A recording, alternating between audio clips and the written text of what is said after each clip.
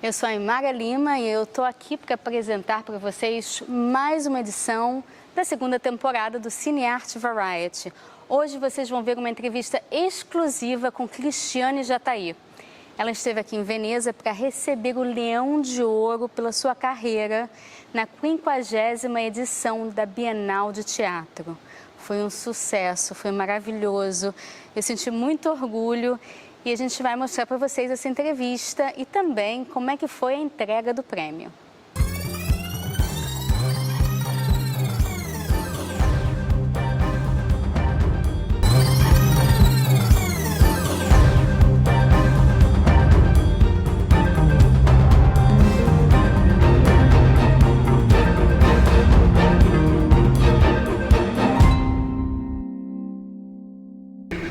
Grazie di essere venuti, è un onore e un piacere ospitare oggi in questa sala il Ministro dell'Istruzione Patrizio Bianchi, grazie di essere fra noi. È molto importante l'attenzione di chi ha tanta responsabilità per una istituzione come la Biennale. Arriviamo a questo appuntamento dopo aver provato la grande emozione di aver assistito ad una performance poche ore prima e l'emozione che ci ha dato lo spettacolo della Leonessa d'Oro del 22, l'altro ieri e ieri sera, è vivissima in tutti quelli che l'hanno potuta vedere e quindi è un proseguimento di grande emozione. Per questo li trovo più coinvolgenti, per quanto mi riguarda come Presidente di questa fondazione, la consegna di questi premi. Cristiane Jatahy fonde i lidi del cinema e del teatro attraverso un personale attrito di stampo brechtiano-wagneriano per esplorare quei territori più ostici in cui si rivela maggiormente l'instabilità di una realtà fittizia incarnata dai suoi personaggi persone. Fedele ad una sorta di imperativo morale, si prende i suoi rischi e grazie all'ancora di salvezza della sua arte magistrale si fa portavoce militante di una resistenza cruciale e di un cambiamento decisivo, facendo riaffiorare l'estrema barbarie e le vie del male dell'uomo, lottando contro l'oppressione e l'oscurantismo nei confronti delle donne, cercando di trovare soluzioni e aprendo prospettive parallele di sopravvivenza, attaccando le ambiguità e le molteplici forme di sfruttamento sul piano sociale, politico, religioso, economico e artistico, di un nuovo fascismo che non pronuncia il suo nome e che riduce l'essere umano allo stato di oggetto inutile, senza rispetto né dignità. Leone d'Oro a Cristiane Jatahy.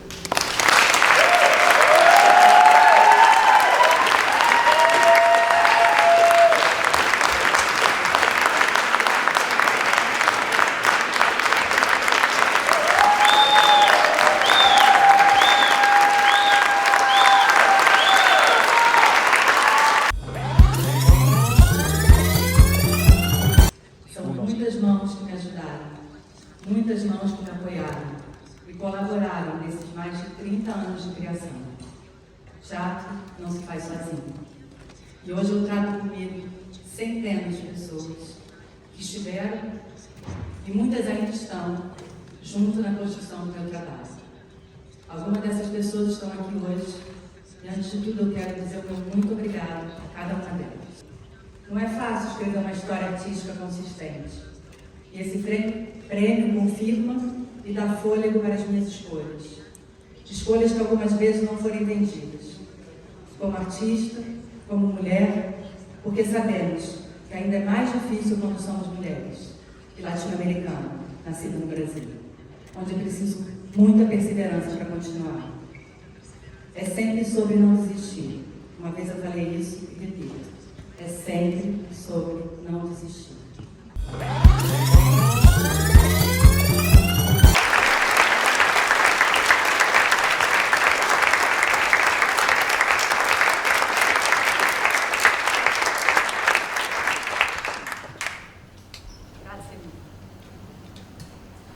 The work that we are about to see now is based in Homer's Odyssey, a text written almost 3,000 years ago in Greece, which tells the story of Odysseus, also called Ulysses, who fought for 10 years and who then took another 10 years to come back home to Ithaca. Eu tô aqui com a Cristiane Jatahy, que está aqui em Veneza para ganhar o Leão de Ouro. Não é pouca coisa, não. Eu queria começar perguntando para você, Cristiane, você tem vários, diretora de teatro, atriz, autora. Como é que Cristiane Jatahy define Cristiane Jatahy? Bom, prazer. Prazer. Acho tão difícil a gente se definir, né? O meu trabalho principalmente se dá no teatro, ainda que o cinema esteja muito presente. Eu acho que se eu fosse colocar um nome, assim, eu acho que eu sou autora, no sentido de que eu crio os trabalhos e escrevo esses trabalhos, mesmo que seja na parede invisível do teatro. Atriz eu fui, acho que não sou mais, mas é bastante importante ter sido para artista e para encenadora que eu sou hoje na relação com os atores. Escutando aqui falar, estão chamando Nossa Rainha. Achei tão bonito. Nossa Rainha Cristiane Jatahy. Nossa, pessoal daqui de Veneza. Eu achei muito lindo. Não. Você é carioca, né? Carioca. Você estudou teatro aonde? Como é que foi todo esse começo? Que você se formou também em jornalismo? Então, não sou rainha. Acredito mesmo que a gente tem que estar todo mundo assim no mesmo lugar, assim. Acho que as pessoas têm os seus espaços e então assim trato tudo isso com muita humildade. Eu sou carioca. Eu nasci no Rio de Janeiro. Eu estudei no Colégio Andros durante praticamente toda a minha vida. Foi um colégio importante para mim, porque foi aonde eu tive... Não foi o primeiro encontro com o teatro, o primeiro encontro com o teatro veio antes, mas foi aonde eu tive um reencontro com o teatro, ainda muito nova. O colégio, o Andros tinha essa... Aquelas peças de final de ano? Exato. Que o massa!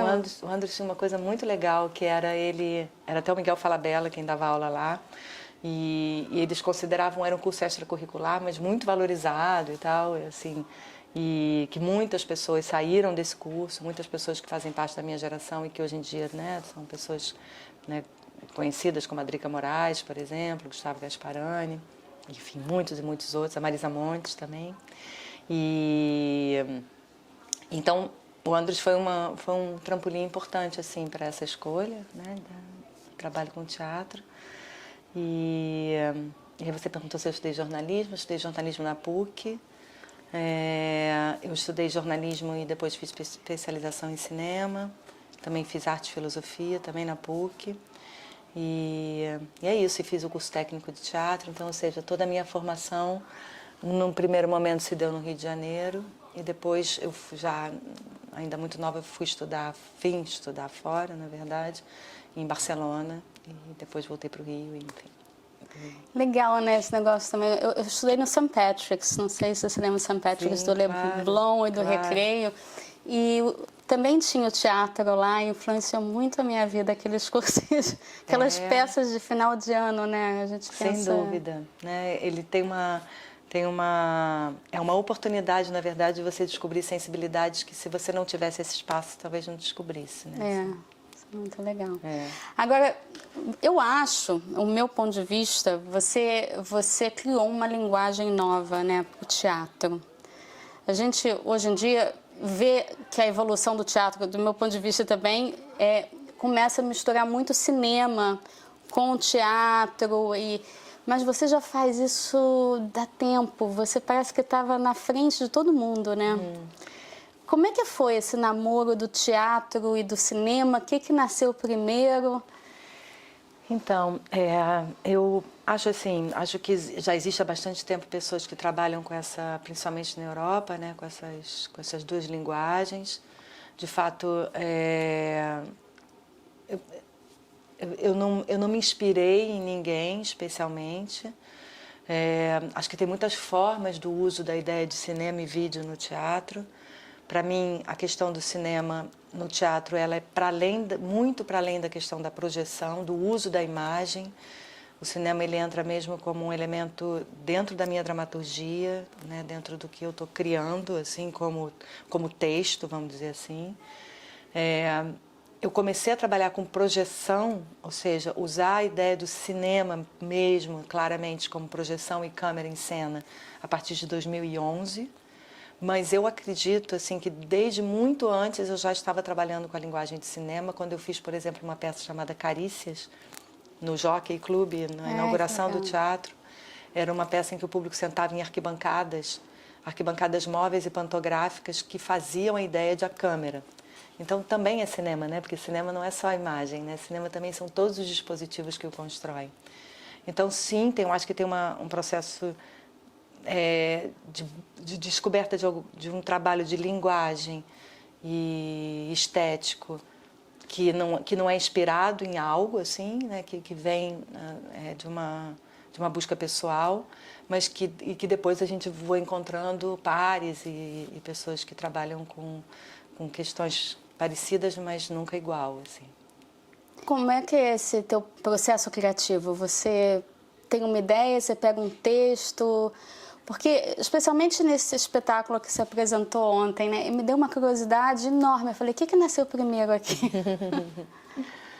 Então, cada caso é um caso, né? Cada trabalho tem uma natureza.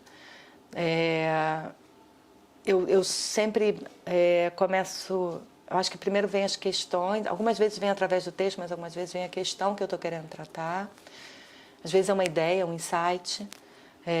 Antes de começar um processo de trabalho, de criação, eu tenho a ideia muito clara na minha cabeça, assim, como ideia, mas depois o diálogo com os colaboradores ele é muito importante, porque eu também crio falando, assim, mas sempre é alguma coisa que parte de mim, originalmente.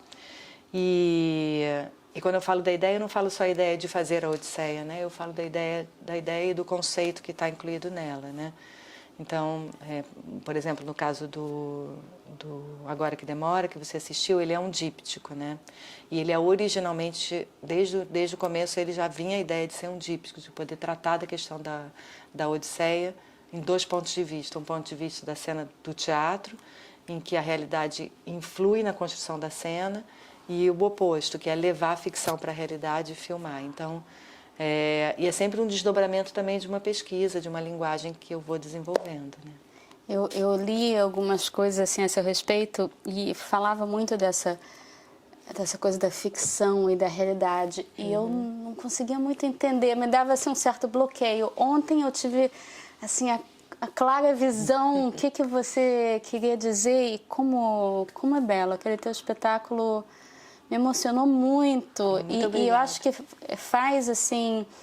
É um espetáculo que é tipo um exemplo da razão por que alguém faz arte, eu acho. Porque lindo, você obrigada. consegue emocionar, né? A pessoa sai do seu espetáculo diferente de quando entrou e eu passei por várias emoções.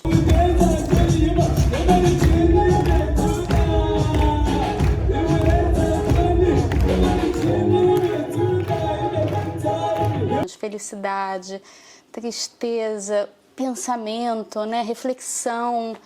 Foi um awakening. Que lindo, que lindo. Né?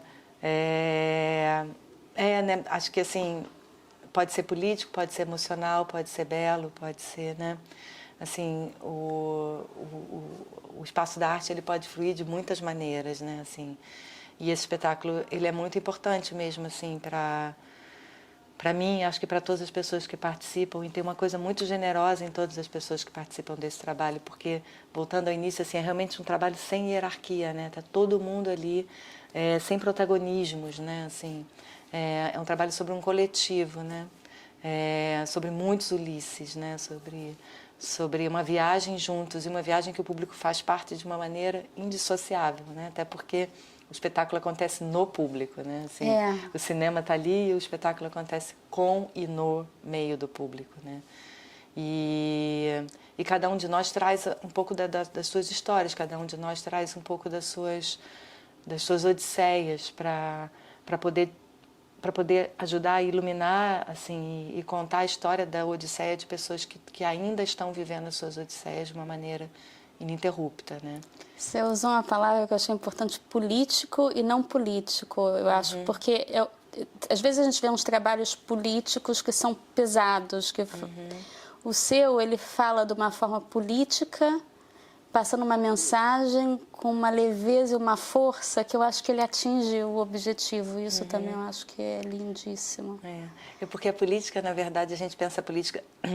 Enfim, a palavra política, ela, principalmente para os brasileiros, ela vem carregada de tantas coisas, né? Assim, mas a política, na sua origem, ela é o lugar da sociedade, né? É o lugar da polis, é o lugar de estar junto, de debater a questão, né? É sempre político, na verdade. E eu não acho que para um teatro ser de cunho político, ele precise ser de apontar o dedo, assim, né? Eu acho que é sobre... Ele é político porque ele trata de questões que são associadas e ligadas à sociedade, né? E a gente não tem como separar a política da sociedade, né? O que a gente vive no Brasil hoje é evidentemente isso, né? Assim, é sempre, mas assim, agora, como é que assim, a gente pode ser profundamente atingido e violentamente atingido pelas escolhas que a gente faz, né? E isso é político, né? Agora, teve um momento que me impactou. با چی شیخ همیشه من دست علنی خون بجمع Why I have to tell again, why I have to tell again this same story again? I don't want to speak anymore. Excuse-moi. Vraiment, je suis désolée. Que aquele ator, e ele falou, por que eu tenho que repetir isso de novo? Né? Por que você acha que a gente tem que repetir mais uma vez? Por que será que as pessoas não escutam? Esse Ramir, o nome dele. Ramir, ele é um poeta iraniano que eu conheci na Grécia. E uma figura impressionante. E ele, enfim, eu acho que faz parte um pouco da triste história dos refugiados, que eles são obrigados a contar suas histórias inúmeras vezes para que se justifique seu status de refugiado, assim, como se eles estivessem sempre devendo uma explicação, assim, sobre as suas próprias histórias, né, para que eles possam ter o direito de estar num outro lugar e o direito de sobreviver, na verdade, porque é quase sempre sobre isso, né. Então, eu acho também muito forte, assim, quando ele me contou isso e a gente filmou e eu falei, e a gente, enfim, chegou a esse momento e que dialoga de uma maneira muito forte com o teatro, né? E é mesmo sobre isso, né? Por que a gente não escuta, né? Por que a gente repete? Porque também tem essa outra questão, que é por que a gente repete os mesmos ciclos, as mesmas coisas, e não consegue perceber que é uma repetição, né? Muito forte, eu achei muito forte. E ele falou de forma tão bonita, né? Ele é tão simples e direto, né? Ele é uma figura impressionante. Assim. Você escolheu muito bem os personagens. Como é que foi? Você achou a Síria, aquela Yara? Yara, He had to cross this very deserted land with snipers on the side, so he didn't know if he's gonna get shot that day or see me. And I felt guilty for making him go through this journey just to see me. I felt selfish, ashamed of myself after going and trying to become the actress I want to be in Lebanon. Como é que você achou esses personagens? Assim? Cada país foi de uma maneira diferente.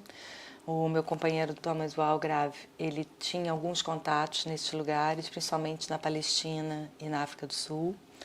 Então a gente foi, através desses contatos, a instituições culturais que fazem trabalhos artísticos nesses lugares, e então aí a partir disso a gente encontrou essas pessoas, e no Líbano foi diferente, foi através de outras relações, mas é uma mistura, sabe, assim, é uma mistura de, é um pouco documental, num certo sentido, você como jornalista, né, porque por um lado a gente eu escolho, né? Mas por outro lado também as pessoas vêm, sabe?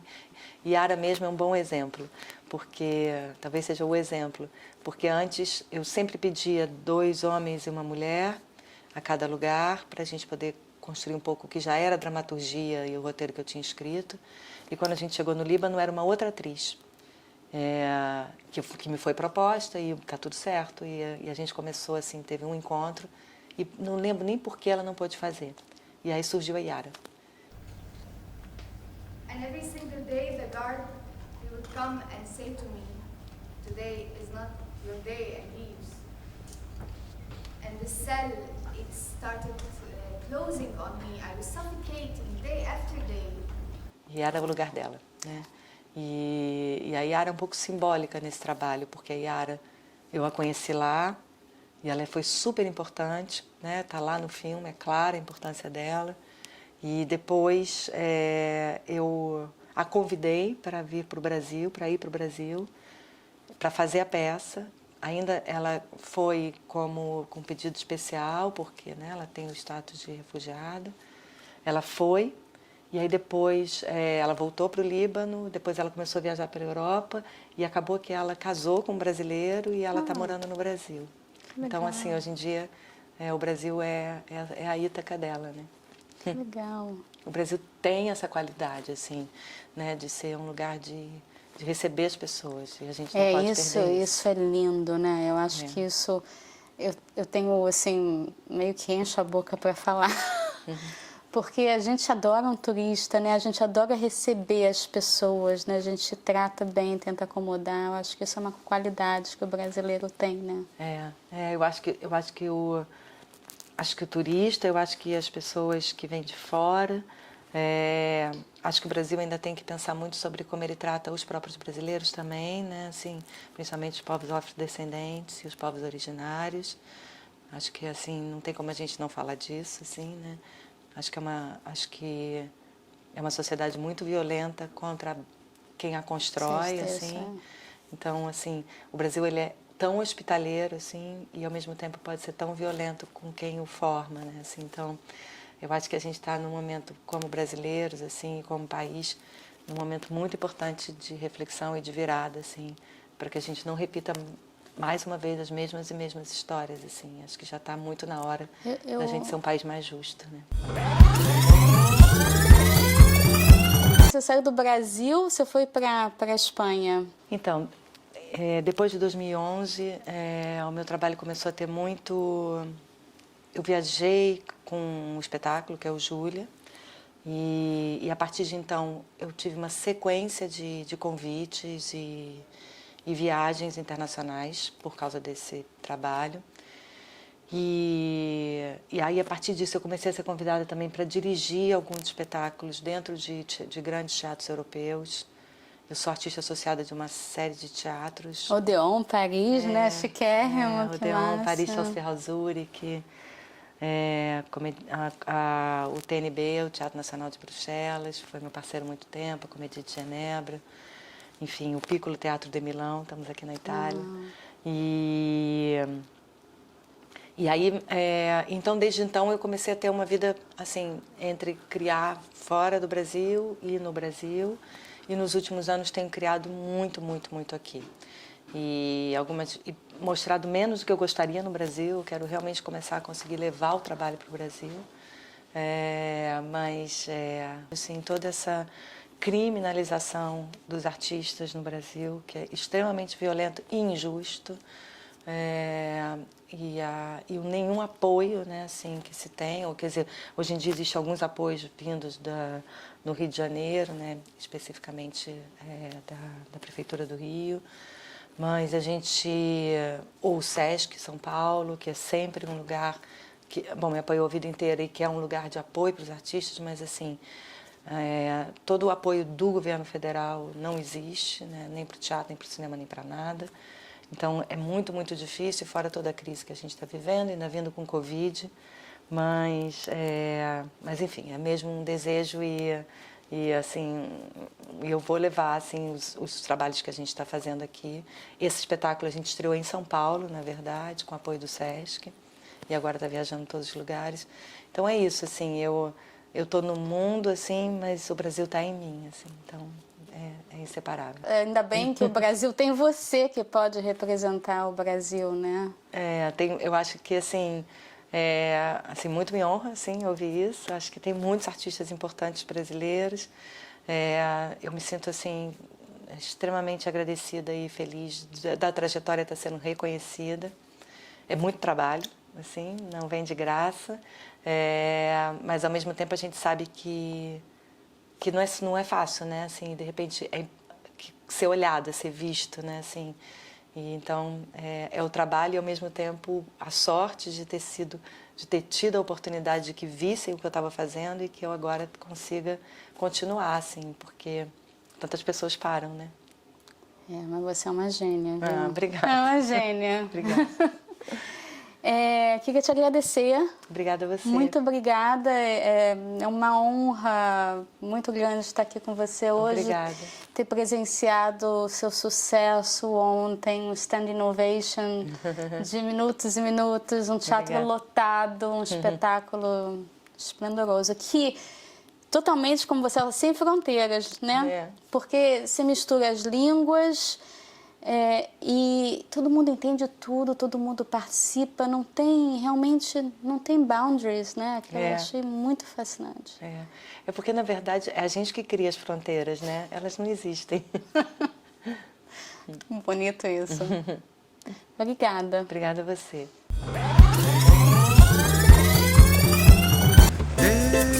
Dentro do meu coração mora um sabia que não quis cantar em vão. Que nós possamos fazer tudo aquilo que eu quero e não posso fazer sozinha.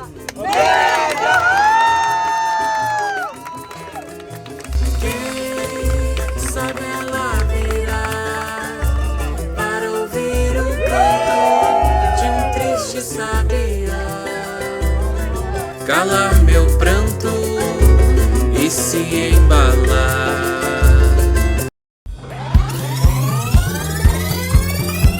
Gostaram? Nós também. Então vocês já sabem, na próxima edição a gente vai falar mais ainda de Bienal de Teatro de Veneza, com entrevistas maravilhosas que eu consegui fazer aqui, vocês vão adorar. Não percam. Cinearte Variety, comigo, Aymara Lima, aqui no VRT Channel.